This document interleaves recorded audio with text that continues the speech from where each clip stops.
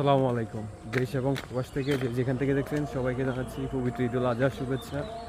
ঈদ মুবারক, ঈদ মুবারক, ঈদ মুবারক। ত্যাগের মহিমায় আজ সারা দেশে পালিত হচ্ছে পবিত্র ঈদুল আজহা। সকালবেলা গোসল করে পাঞ্জাবি পরে বের হলাম পবিত্র ঈদুল আজহার নামাজের উদ্দেশ্যে। তো যেই কথা বলার জন্য আসছি সেটা হচ্ছে মূলত আমার বাড়ির পাশে হচ্ছে মসজিদ এবং আরেক পাশে হচ্ছে ঈদগাঁও মাঠ। তো যাচ্ছি ঈদগাঁও মাঠে, কারণ সবসময় তো 5 ওয়াক্ত নামাজে পড়া হয়।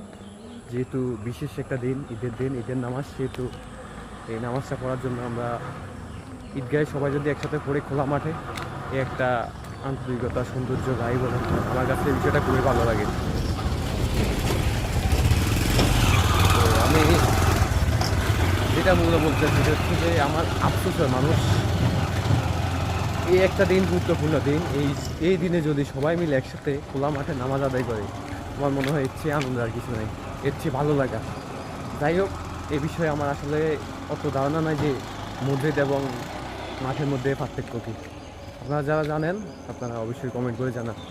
ধন্যবাদ সবাইকে। আসসালামু আলাইকুম রহমতুল্লাহ।